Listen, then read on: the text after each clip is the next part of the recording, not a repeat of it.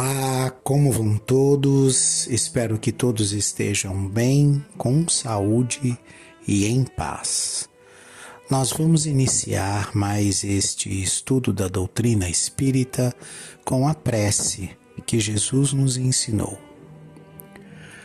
Pai nosso, que estais nos céus, santificado seja o teu nome.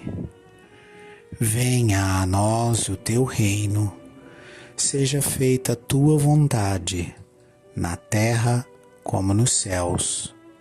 O pão nosso de cada dia dai-nos hoje.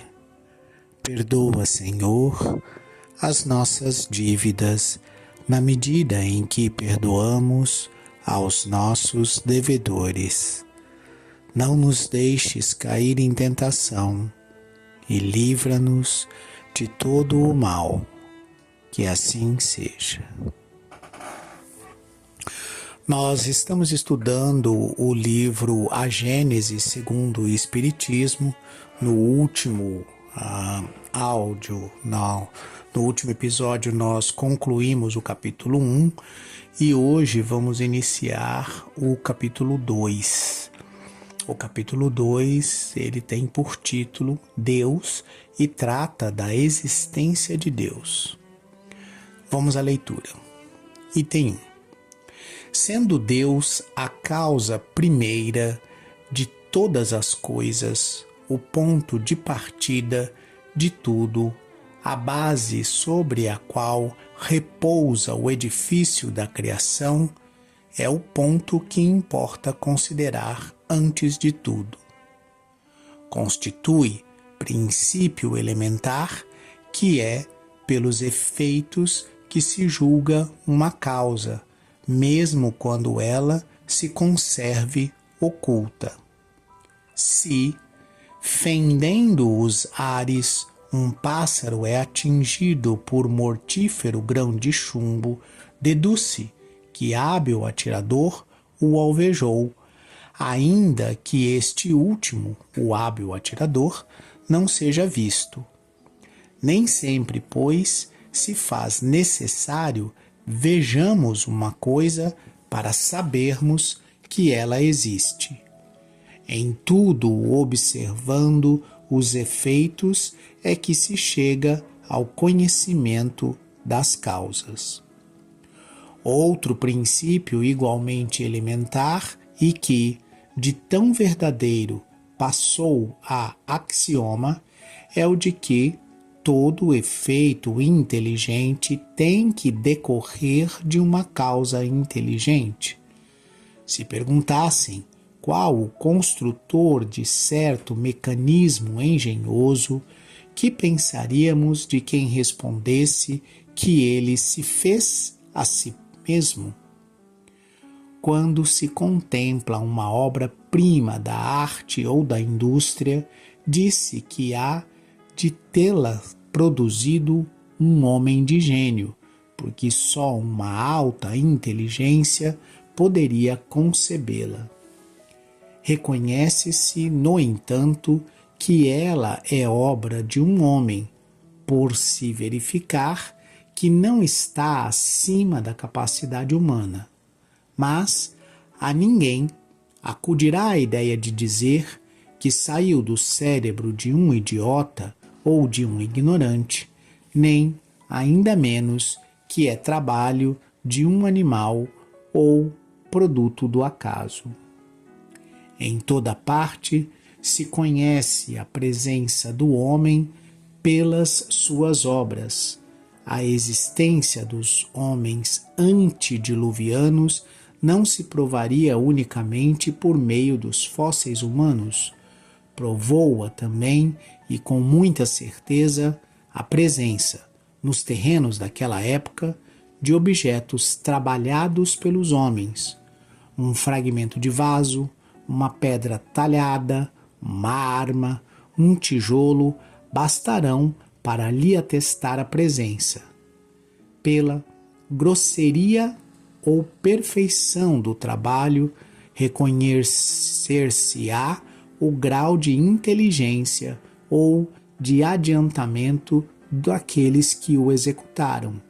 Se, pois, achando-vos numa região habitada exclusivamente por selvagens, descobrirdes uma estátua digna de Fídias, não hesitareis em dizer que, sendo incapazes de tê-la feito os selvagens, ela é obra de uma inteligência superior à destes. Pois bem, lançando o olhar em torno de si sobre as obras da natureza, notando a providência, a sabedoria, a harmonia que presidem a essas obras, reconhece o observador não haver nenhuma que não ultrapasse os limites da mais portentosa inteligência humana. Ora, desde que o homem não as pode produzir, é que elas são produto de uma inteligência superior à humanidade, a menos que se sustente que há efeitos sem causa. A isto opõem alguns o seguinte raciocínio. Mas antes vamos parar por aqui. Vamos ler até o item 5 e pensar a respeito, antes de pensar no raciocínio oposto. Então, do item 1 ao item 5 desse capítulo, a gente está raciocinando sobre essa existência de Deus, né? Como que se chega à conclusão de que Deus existe. Para alguns seria necessário, porque esses alguns limitam a existência de Deus a uma personalidade, a uma pessoa, e aí quando você limita, você quer colocar um contorno ao redor, e dentro desse contorno, dentro desse vaso onde você quer colocar a inteligência divina, você instintivamente cria uma figura humana com braços, pernas, cabeça, tronco e assim sucessivamente, né? E exatamente porque a gente tem essa tendência de limitar Deus a um formato, a uma forma humana, a gente tem como necessidade de prova a visualização desse formato, dessa forma humana que seria Deus. Porém, Deus, por ser causa primeira de todas as coisas, o ponto de partida é dele, né, de Deus, em primeira instância, que parte essa concepção de forma humana. Não necessariamente a forma de Deus é uma forma humana, né? A gente precisa começar a ter a capacidade de pensamento e de entendimento de que Deus pode não ter uma forma. Porque como pode ter forma algo que é infinito? Toda forma vai, para ser gerada, para ser criada, ela vai estabelecer um limite. E se Deus é infinito em todas os seus atributos, como pode ter forma, como pode ter limites, algo que é ilimitado, algo que é infinito? Então, esse é o primeiro conceito, a primeira coisa que precisa ficar registrado na mente, né? A segunda, ele estabelece, e isso é claro para a gente no nosso entendimento, né, de que tudo tem um ponto de partida, né? Todas as coisas conhecidas pelo homem, você vai remontando e vai voltando atrás em processos de obtenção, aonde antes daquilo havia uma origem. Então, antes das espécies animais atuais, existiram outras espécies que deram origem a essas espécies. Antes dos sistemas solares no universo, existiam energias que geraram os sistemas solares que nós vemos e conseguimos analisar e estudar hoje. Porém, mesmo quando você remonta, quando você retorna à teoria do Big Bang, né? A teoria do Big Bang fala de uma explosão, mas ela também estabelece, ela também diz que todo o universo já estava concentrado, já estava comprimido, já estava focalizado, por assim dizer, em um único ponto, e é esse ponto que passa a expandir no formato de uma explosão. E, como a gente sabe, a teoria do Big Bang não é a única teoria existente sobre a origem do universo. Ela é talvez a mais famosa, a que as pessoas mais conhecem, mas existem outras tantas, mais de 20 teorias que têm fundamento científico e são aceitas cientificamente como não como uma verdade absoluta, mas como uma possibilidade de que assim começou o universo. Então essa teoria do Big Bang, ela não é uma verdade absoluta como muitas pessoas a abraçam e a entendem e a defendem como se o cientista que a criou tivesse estabelecido que foi assim e tivesse conseguido comprovar que foi assim. Na verdade, ele cria uma teoria, né? Mas ele não consegue comprovar essa própria teoria. Ela é apenas aceita como lógica de raciocínio. Seguindo ainda nessa linha do princípio de todas as coisas, ainda que o Big Bang fosse que você considere o Big Bang como sendo o início do universo. Ponto. De onde vieram essas forças, essas energias, essa matéria, esse tudo que é o universo? Quem criou e quem concentrou tudo isso em um único ponto? Quem deu energia a esse ponto para que esse ponto expandisse numa forma de explosão? Percebe que mesmo quando você se aprofunda no entendimento dessa teoria do Big Bang, ainda assim você tem uma causa anterior, ainda assim você tem uma construção anterior, que é esse conjunto, seja ele de energia, de matéria, de antimatéria, chame do que você quiser, mas essa coisa que estava concentrada e que passou a expandir-se. Né? Quem criou essa coisa? Quem concentrou essa coisa? Quem forneceu energia necessária para que essa coisa explodisse e começasse a expandir? E aí vem a outra lógica, né? Que é estabelecer que toda causa, né, todo efeito inteligente tem uma causa inteligente. Não dá para você separar de algo onde você observa a inteligência acontecendo, né, e você supõe que aquilo se resolveu sozinho, né?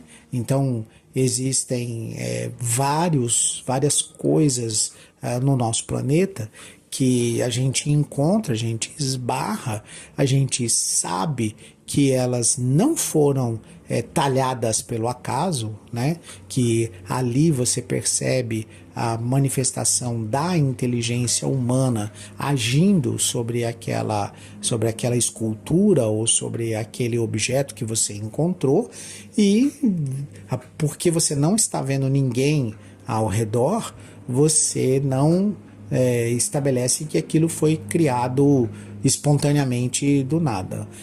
Para dar um exemplo bem tosco, se você está perdido no meio da floresta amazônica, cercado apenas por animais e alguns indígenas que você não consegue observá-lo, se você encontrar um telefone celular com sinal e funcionando, você não vai dizer que foram as árvores que criaram aquele telefone celular, você não vai dizer que foi alguma sociedade indígena que criou aquele celular, você não vai dizer que foram os animais que criaram aquele celular. Aquele celular é prova de uma tecnologia, de uma inteligência, de uma lógica e de uma programação de computadores e de uma construção matemática que transcende aquele ambiente de floresta amazônica onde você está perdido e que provavelmente tem a sua origem em algum outro lugar.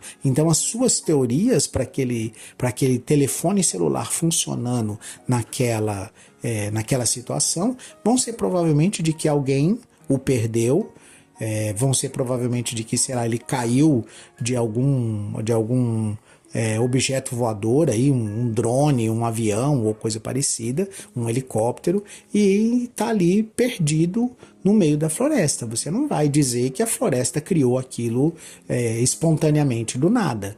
E é com esse olhar que a gente olha para o universo, para a harmonia do universo, para as leis que regem o universo, e todas essas leis naturais, toda essa harmonia da natureza que nos cerca, demonstram que há um planejamento, que há uma inteligência, que há uma mente criadora por trás de toda essa harmonia, por trás de toda essa precisão, por trás de toda essa movimentação perfeita da natureza. E é nesse sentido que Kardec faz o comentário, né? Num outro trecho aqui, num outro momento, ele fala, né, que você não precisa ter visto o Criador para imaginar que aquele objeto ou que aquela criatura tenha um Criador, tenha um autor para aquilo, né? Então, necessariamente você não precisa estar de frente para a pessoa e perguntar para a pessoa se foi ela que fez. Há pouco tempo atrás encontrou-se aí um mecanismo no Mar Morto e demorou-se muito tempo para decifrar o que era aquele mecanismo. Mas o que fica claro na descoberta? Opa, isso aqui é um mecanismo. Isso aqui não foi a natureza que fez. Isso aqui tem a assinatura de uma inteligência humana, né? E aí você começa a tentar decifrar que inteligência humana é essa, né? E assim, centenas de cientistas foram reunidos das mais diversas áreas para estudar aquele objeto e tentar descobrir o que era aquele objeto e para que ele servia. E ao final de toda a equação de o que era aquele objeto e para que ele servia, você imagina que tipo de mente e de que grau de inteligência e desenvolvimento de inteligência foi capaz de criar aquele objeto, né? E aí você começa então a pensar, bom, quantos anos, e isso é possível de se fazer cientificamente, qual é a idade de um determinado objeto e qual o cientista ou o filósofo ou a inteligência humana vivia ao redor daquela época. Aí você parte do princípio de essa distância em que esse objeto foi encontrado em relação a onde essa inteligência, essa pessoa viveu ou tem registros de que ela viveu, ela é possível de ser transitada por humanos. Alguém pode ter pego de um lugar e levado até ali, onde você encontrou, e cada inteligência tem a sua própria assinatura.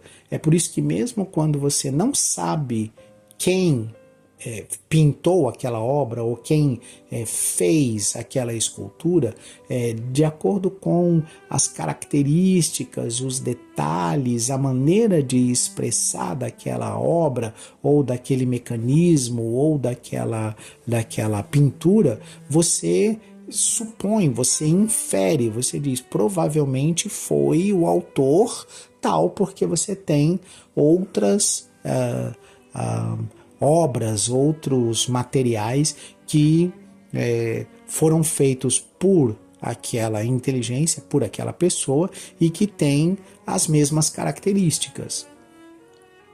Dessa mesma maneira, se a gente aplica isso à inteligência humana E se a gente aceita esse tipo de raciocínio e considera esse tipo de raciocínio com lógica dentro da inteligência humana e dentro dos limites de capacidade do ser humano de fazer alguma coisa, quando você leva isso ao universo, primeiro, você não é tolo, é pueril, é frágil você olhar para o universo e imaginar que não há uma inteligência criadora por trás de todo esse mecanismo perfeito e harmônico em pleno funcionamento do universo. Não tem como você imaginar que tudo isso, aceitar que tudo isso é obra do acaso, é dar outro nome à inteligência que criou tudo que a gente conhece como universo.